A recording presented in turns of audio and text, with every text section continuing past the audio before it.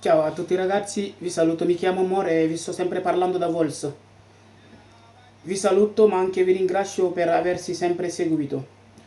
Oggi ragazzi voltiamo pagina e andremo a parlare di tre cose, diciamo tre fascicoli molto interessanti, ma anche essenziali per la nostra comunità senegalese, nei confronti di loro, ma anche nei confronti di tutti il nucleo familiare, tutte le famiglie che vivono qui in Italia. Oggi andremo a parlare praticamente di quello che si chiama ANF, gli assegni per il nucleo familiare.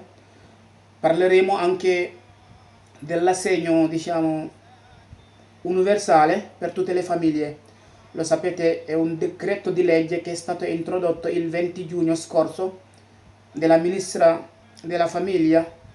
e delle pari opportunità che si chiama Elena Bonetti. Il decreto di legge si chiama Family Act, è in vigore, è un assegno universale per tutte le famiglie. Vi parlerò poi di questo. Parleremo anche della NASPI, la disoccupazione NASPI, lo sapete che è stato cambiato dal 2015, prima si chiamava ASPI e mini ASPI, era una procedura che si chiedeva 50 settimane di lavoro per i lavoratori per poter avere il diritto. Altrimenti se non hai 52 settimane puoi fare anche il mini ASPI. Lo sapete che questo provvedimento è stato cambiato dal decreto di legge dell'ex premier che si chiama Matteo Renzi dal 2015, introdotto quindi nella legge che si chiamava il Job Act. Ora non esiste più questo vecchio provvedimento, è dal 2015 che la NASPI, che si chiama la nuova assicurazione sociale per l'impiego, che ogni lavoratore ha il diritto di chiedere essendo anche disoccupato. Parleremo per concludere dell'aumento dell'invalidità civile che è stato anche introdotto nella legge del decreto di agosto. Oggi elencheremo tutto e proveremo anche a spiegare tutto alla comunità senegalese e a tutti coloro che hanno il diritto. salaamaaleykum mbokki taalibe yi maa ngi leen di nuyu di leen ziar bu baax a baax, man la seen mbokk taalibe Mortalla Sarr, maa ngi leen di nuyu di leen ñaanal fu waay yu mën a nekk, di leen jéggulu di leen baal àq di leen baalu àq. alors ni ñu ko waxee ci introduction bi tey nag dañuy wax ci ñetti points yu essentiel, dañuy xaw a changer tuuti débat bi, génn ci bonus yi, donc wax ci ay mesures yoo xamante ne bi lu bare bari ci mesures yooyu concerné na sénégalais yi dund fii Italie ak ñu bare bari ci famille yi fiy dund te mu nekk seen àq ak seen yelleef bu ñu amee liñ ciy laaj pour war koo déposer. alors loolu dinañ ko leeral tey mbokki taalibe yi bañ xam bu baax nan lañ ciy taxawee ak ku ko bëgg a def lan ak lan ngay def pour def ko. li ñu njëkk a waxtaane bokk na ci li ñu wooñe assegno per nucleo familiare, moom la ñuy wooye ANF, nga xam ne dafa am ay mesures yu bees yu ñu ci dugal jëm ci bépp famille boo xamante ne bi rek yaa ngi Italie te karike sa doom, donc di nga am droit ci assegno boobu bu fekkee yaay ji wala papa ji am na ko ci liggéey wala ñu nekk in pensione. alors bu leen fàtte ne tamit assegno boobu noonu per nucleo familiare léegi dañ ko gën a yaatal. mesure yi ci dugg mooy bu njëkk dañ ko yemale woon rek ci ñiy liggéey ak ñi nga xamante ni dañoo nekk en pension, mën nañ koo laaj. alors léegi li tax ñu mu am ay changement yu ñu ci dugal mooy assegno nucleo familiare ñooñu rek ñoo ko mënoon laaj, mooy maanaam liggéeykat bi moo xam yaay ji la wala papa ji wala ku nekk pensionné. donc bu njëkk ñooñu ñoo ko mënoon laaj te yaakaar naa aussi loi boobu moo ngi en vigueur ba tey. seulement lu ci dolleeku mooy ci mois de juin bi ñu génn 2020 bi ngeen xamante ne bi ministre bi yor wàllu njaboot gi ak li ñuy wooyee les pari opportunità, maanaam ñëpp tolloo ay chance ci lépp lu mën di doon. alors jëloon na ay mesures ba voté benn loi bu ñuy wax Family Act pour maanaam dimbale njaboot yi nga xamante ne bi seen loxo jotul seen ginnaaw, ak maanaam mu doon daal assegno boo xamante ni mën nga ne donc képp koo xamante ne bi donc da nga amoon problème pour dugal assegno familiare bi, donc assegno universale per figli mën nga koo dugal. léegi yaatal nañ ko bu baax ba kuy liggéey ku am say doom yoo karee di liggéey mën nga koo déposer, ku nekk pension aussi retraite mën nga koo dugal. yaatal nañ ko aussi ba jëm ci waa partita IVA yi, képp ku yor partita IVA rek di ci yëngatu te karike say doom yow it mën nga koo dugal. yaatal nañ ko it ba dolli ci ñu ñuy wooye incapienti maanaam incapienti mooy ñi nga xamante ni bi seen reddito dafa baaso, reddito bi ñu am dafa xaw a tuuti ba daanaka tollu nen ni ba ay taxe mën cee génn, ñooñu aussi mën nañoo laaj assegno universale boobu per figli bu fekkente ni bi donc am nañ reddito bu baaso te am ay seen doom yoo xamante ni dañ leen a cariqué. Alors mesures yooyu nag mi ngi juddoo ci décret bu ñuy wooyee Family Act. Family Act xam ngeen ne décret législatif la boo xamante ni bi ministre bi ñuy wooyee Elena Bonetti moom moo ko proposé woon ci jamonoy coronavirus bi bañ nangul ko voté ko assemblée ba donc loi boobu dina nekk en vigueur à partir de 2021 dina nekk en vigueur te dina doon assegno boo xamante ni pour ñëpp lay doon, képp ku fi nekk rek cariqué sa doom rek dinañ la ko fay par weer ba keroog muy am 18 ans. Donc dina nekk en vigueur comme ni ma leen ko waxee 2021 ginnaaw bi nga xamante ni loi bi voté woon nañ ko depuis juin 2020 jeudi 11 juin 2020 lañ ko voté woon te ministre bi ñuy woowee Elena Bonetti donc dugaloon ko bañ nangul ko. Donc à part assegno nucléaire bi nga xamante ni bi liggéeykat bi moo xam papa ji la wala yaay ji te cariqué seeni doom ci seen nucléaire familiare doon nañ ko laaj te IMS di ko fay chaque année, nga xamante ni bi at bu nekk dina ko fay ñaari yoon maanaam 6 mois yu nekk bu ko defee muy benn at nga xam ne at bu nekk aussi ngay am droit pour laaj ko pour sa famille yi nga cariqué say doom. Donc assegno boobu noonu dooleekuwaat na ci ñu koy woowee donc assegno universale per i figli dipendenti pensionati e anche partita IVA inclusi ma anche incapienti ñi nga xamante ni seen reddito dafa baaso amuñu benn reddito bi ñoom it aussi dinañ ci am accès. Loi boobu dina dugg en vigueur en 2021 woote nañ ko ba pare 2021 lay commencé te chaque weer lay doon pour ñëpp ba keroog xale yi nga cariqué di am 18 ans. Donc nucléaire familiare yëpp lay concerné ñu wax ko. Xanaa leneen li ci dooleekuwaat rek moom mooy ne prévoir nañ aussi maanaam bu fekkente ni bi yaay ji moo xam day liggéey wala liggéey tollu diggante maanaam wannu lor bu tolloo ci juróom-ñaari weer rek donc dina am droit aussi kooku xale boobu aussi mu cariqué ko donc dugalal ko loolu ñuy wooye donc assegno universale. Loolu aussi lu dolloo ko la ci biir loi boobu. Donc bu dee ba tollu diggante rek bu tollee ci septième mois de grossesse dina am droit donc pour dugal assegno boobu. Te aussi am na ay aggravation yuñ ci def maanaam wàññi dina am ay yoo xamante ni bi maanaam dinañ ci wàññi taxe yu bare bari jëm ci koo xamante ni maanaam da ngaa cariqué sa ay doom donte sax sa reddito dafa xaw a tuuti amoo reddito bu baaso dinañ la donc wàññil ci yenn yi ci ay taxe aussi yokkal la tamit assegno boobu noonu ni mu waroon toll ci weer bi. Alors ba tey ñu wax ci assegno per nucleo familiare yi ñu gën koo xam aussi ANF. Xam ngeen ne ni ko loi bi indee woon dipendent yi rek ñoo ko mënoon a dugal ak pensionato yi ñooñu aussi lu bare bari ci procédure boobu dafa doon jaar ci seen datore di lavoro donc IMS da leen ko doon versel ñoom ñu fay ko direct seen datore di lavoro. Donc mi ngi dépendre nag ci famille bi nucleo familiare bi ak sa doom yi nga cariqué ak maanaam nan lañ toll ci foofu la doon dépendre. Alors am na sax luñ ci boole lu ñuy wooye anche in maniera retroattiva della nascita della bambina. Donc mooy loolu rek mooy ginnaaw bi nga xamante ni bi avant xale bi di juddu sax mooy li ma leen doon wax ci boo tolloo en état de 7 mois donc à partir de ci jamono boobu donc xale bi dina mën a am droit ci assegno boobu noonu pour chaque mois ba keroog muy am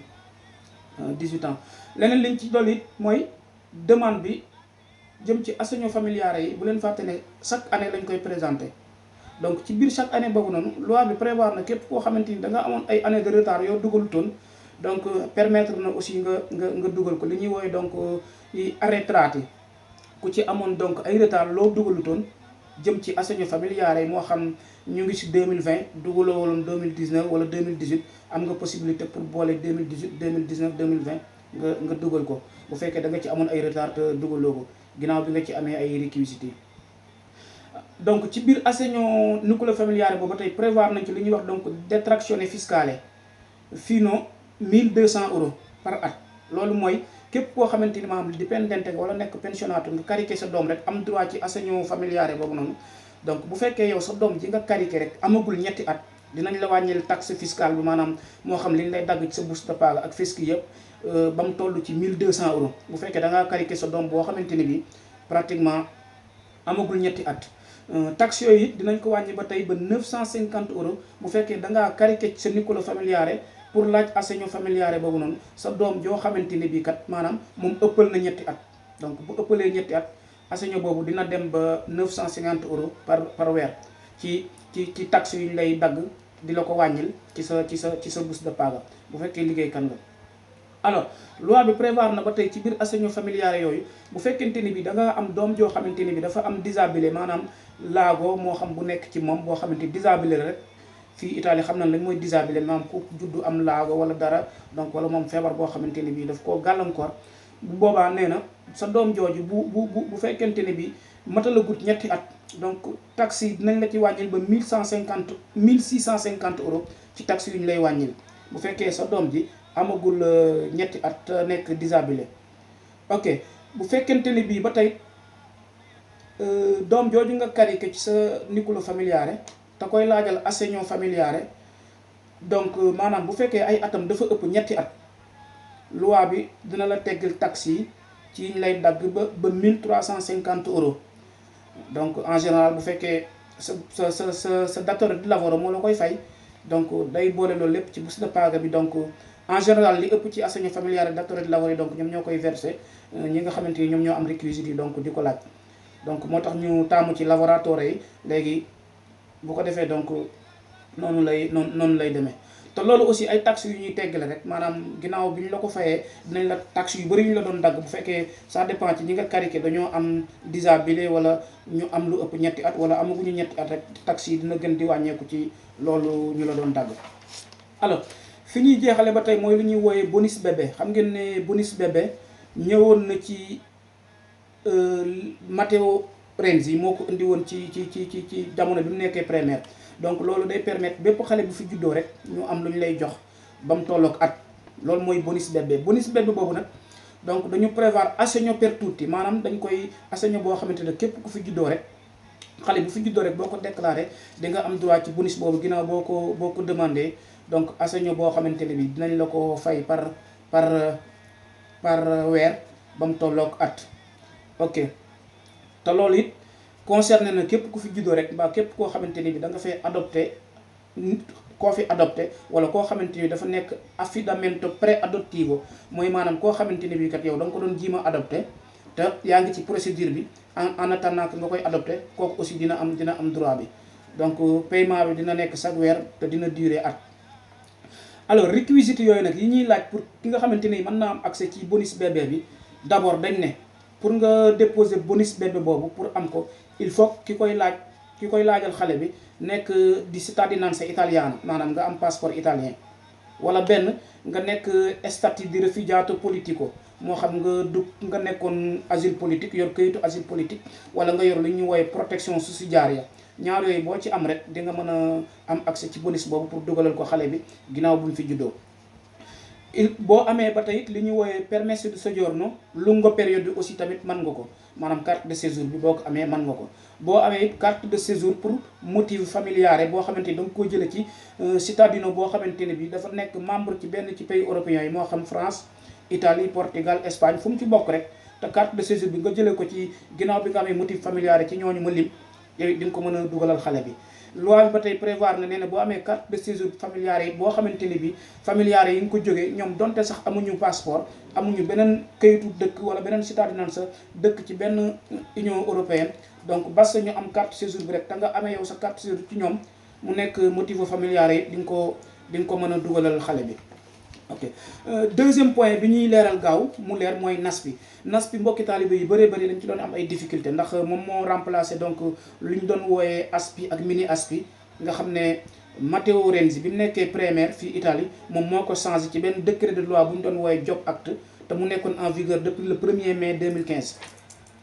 léegi NASPI bi moom la ñuy wooyee il nuovo assicurazione sociale per l'impiego donc li muy prévoir mooy bépp liggéeykat boo xam ne yaa ngi Italie rek sa contrat jeex nga nekk désoccupato am nga droit dugal NASPI boobu noonu. NASPI bi nag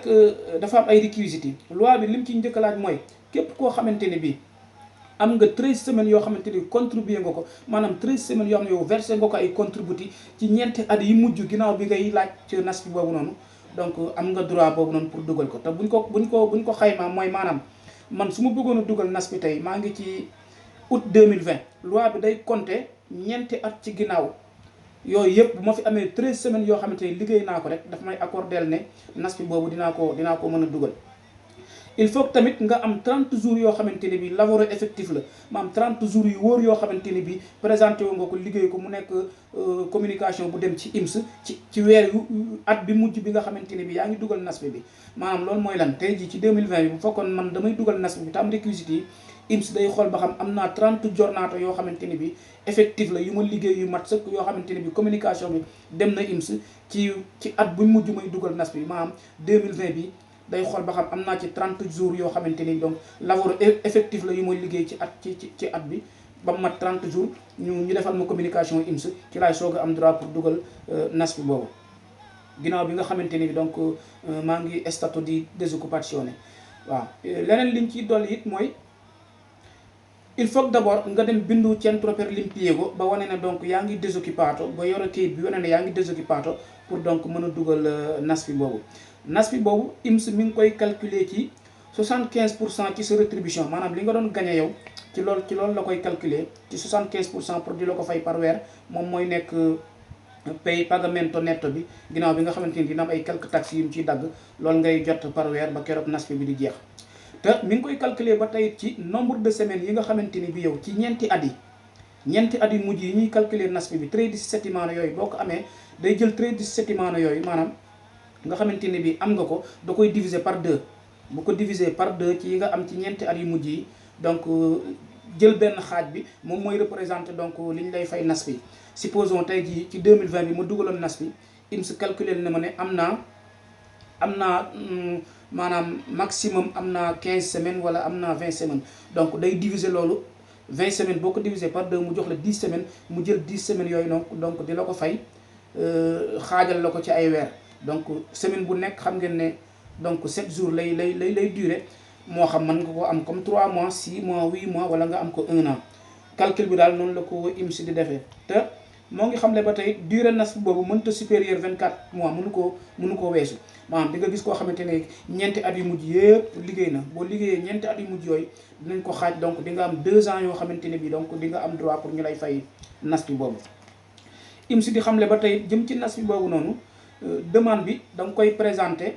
entro 68 giorni dalla data di cessazione del lavoro maanaam bu sa contrat jeexee rek loi bi may na la ba 68 jours nga dem dugal NASPE boobu noonu donc bu 68 jours yooyu joxee te dugaloon NASPE bi rek da ngay perte droit pour dugal NASPE bi duutoo am droit pour dugal NASPE bi en général pour paiement yi gaaw ku sa contrat jeex rek balaa muy mat 8 jours rek boo ko dugalee paiement yi dina gaaw bu ko defee dinañ mën a commencé di la fay weeru njëkk yi ñu lay fayee ci NASPE bi mais loi bi daal nee na képp koo xamante ni sa contrat dafa jeex te nga nekk désoccupato bëgg a dugal NASPE may na la ba 68 jours pour nga dugal NASPE bi xam ngeen ne bi coronavirus bi ñëwee donc temps boobu sax yokkaat nañ ci yeneen 2 mois donc jóge na ci 68 jours nekk ci 128 jours moom mooy délai bi bu ko defee képp ko am réquisites yi rek may nañ la ba date boobu nga dem dugal ko boo ko dugalul nag ba perte droit boobu daanaka duutoo am droit pour dugal NASPE bi donc da ngay perte complètement NASPE bi IMS moo ngi xamante ne bi NASPE ñi ko am bañ leen koy fay à partir de 3% assegno bi dina ko wàññeeku ci weer bu nekk à partir du 4e mois 4e mois bi boo ci duggee rek assegno boobu noonu day commencé wàññeeku bu baax a baax donc day commencé wàññeeku de 3% ci li nga doon jël. alors importe NASPE bi ñu wax ko aussi mën na wàññeeku ci kaw nit ki jamono bi mu dugalee NASPE daal di am beneen liggéey bu fekkee da ngaa dugal NASPE bi nga am beneen liggéey bu bees alors liggéey boobu nag IMS day valutare day xool ba xam liggéey bi yow yaa ngi ci li nga ciy gagné maanaam ëppul 8000 euros bu fekkente da nga am contrat boo xamante ne bi maanaam contrat bi li nga ciy gagné ëppul 8000 euros rek bu boobaa contrat boobu dina mën a ànd ak NASPE bi ñu la koy fay réduire ko mu tolloog li ngay am ci bourse de paga ba méngoo donc daf ne képp koo xamante ni bi daal maanaam am nga contrat boo xamante ni bi ci biir NASPE bi matut 6 mois te li nga ci am te rétribution maanaam li nga ciy gagné ci année bi maanaam toll juste ci 8000 euros bu boobaa rek dinañ mën a continuer NASPE bi di continuer ñu la koy fay ak boo nga boolee kooku liggéey boobu noonu bu fekkee contrat boo xamante ne bi durée bi matut 6 mois alors nee na ba tey NASPE bi dinañ ko suspendre bu fekkente ne bii da ngaa am contrat de lavoro déterminé bu ëpp 6 mois boo ko amee rek NASPE bi duutoo am possibilité pour ñu la koy joxaat dañuy suspendre NASPE bi ba keroog contrat bi di jeex ñu koy soog a débloqué waat pour ngay am accès ci NASPE boobu loi ba tey prévoir na ne NASP bi aussi dinañ ko suspendre bu fekkente ni bi da ngaa am contrat boo xamante ni bi kat durée indéterminée la dañ koy suspendre dootuñu la ko fay ginnaaw yaa ngi ko amoon droit di ko laaj ba contrat nga am contrat indéterminé dañ koy suspendre ba keroog contrat bi jeex di nga am droit aussi pour dem dugal ko. NASP bi aussi ñi ci am droit ba tey il faut que sa contrat jeex à terminer jeex boo xamante ni bi du yow yaa démissionné wala yow yaa bàyyi maanaam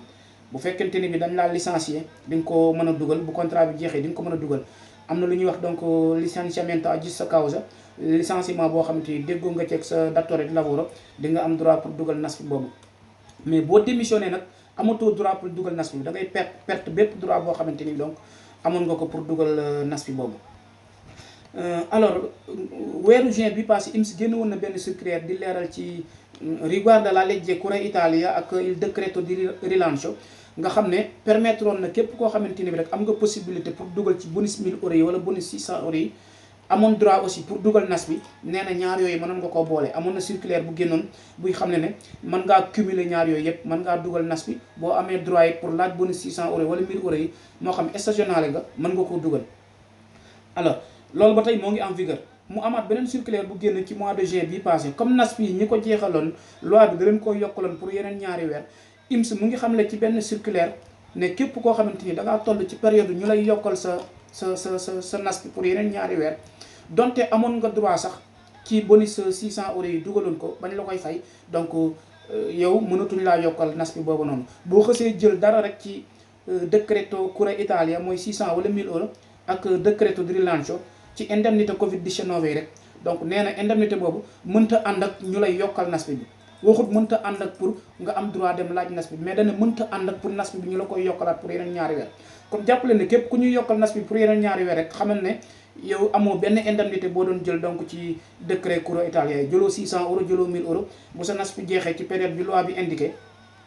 alors il decreto rilancio moo ngi indi woon à partir du 1er mars ba le 30 avril yokkaan nañ ko léegi ne képp koo xamante ni donc jeexalaat nga ko ci loi ci décret agosto bi à partir du 1er mai ba le 30 juin. donc yaa ngi ci biir loolu aussi ñu leeral ko mbokki taalibe yi pour mu leer nañ. alors leneen li ñuy waxtaane mooy li ñuy wooye donc il decreto di avant ñu jàll ci désoccupation agricole ñu xam le ne am na ay mbokki taalibe yoo xamante ñoo ngi doon liggéey ci stagionale yi wala ñu nekk ci altri settori wala incaricati alle vendite wala ñu nekk donc intermittente contratto a chiamata. INPS moo ngi xamle ne képp koo xamante ni bii jëloon nga ci bonus 600 euros yi stagionale et del tourisme e dei stabilimenti termali wala nga jëloon 600 euros yi nekkoon ci altri settori nee na jamono bii nga xamante ni bii alors bonus yooyu yokkaan nañ ko pour yeneen ñaari weer jëm ci stagionale et del tourisme yu amoon droit yi ak incaricati alle vendite a domicilio contratto intermittente ak donc altri settori nee na ñooñu ñu ko fayoon dañ amoon ci droit ñëpp jamono bii ñu ko yokkaatee ñaari weer. muy 600 euros yi ak 1000 euros yi ci ñi ci amoon droit ñooñu ko amoon képp koo xamante ni bii jamono jii nii rek bi loi bi duggee ndax loi bi moo ngi en vigueur depuis le 10 août ginnaaw bi ñu ko yokkee pour ñaari weer 600 euros yi ak ñaari weer pour 1000 euros yi nee na képp koo xamante ni bii amoon nga droit jot ci bañ fayoon la ko et tout te jamono jii loi bi dugg nga am contrat bu ubbeeku rek yow mënatuñ la koo fay. loolu aussi INPS moo ngi koy leeral ci beneen circulaire donc ñu teewlu ko mu leer nañ ñi jotoo ñoo jot. bu fekkee jamono ji ñoo ngi liggéey am nañ contrat bu ubbeeku à partir du 10 août rek bi loi bi dugg en vigueur ñoom mënatuñoo bokk ci yokk googu ñu yokk dootuñu leen ko fay ndax am nañ contrat bu ubbeeku di liggéey. alors fi ñuy jeexale mooy ci désoccupation agricole mbokk taalibe yi nekk ci tool yi ñoom it am na désoccupation boo xamante ne bii bu contrat bi jeexee ñoom it am nañ droit dugal ko ñoom seen désoccupation moo gën a yomb ndax dañ koy dajale rek fay leen ko xool droit yi ñu ci am fay leen ko. INPS moo ngi xam le ne opérailles agricoles yooyu kat ñi nga xamante ni ñoo am droit pour dugal li ñuy woowe désoccupation agricole ñii la mooy opérailles agricoles yi nga xamante ni bi kat seen contrat doon na contrat boo xamante ni bindu nañ ci li ñuy woowe donc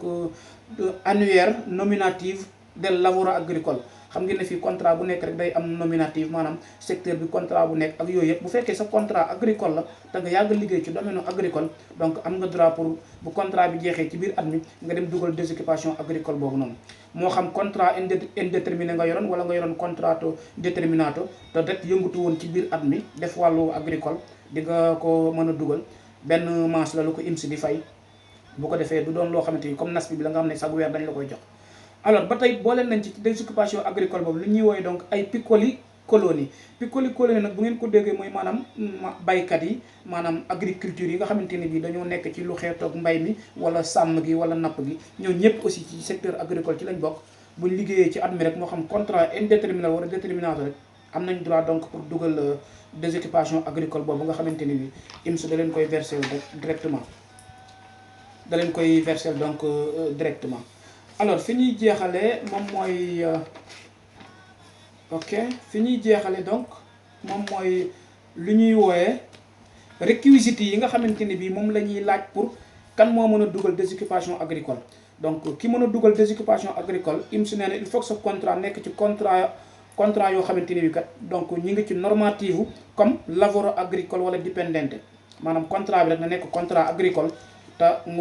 donc mu nekk contrat bu ñu reconnaître comme normative lavoro agricole.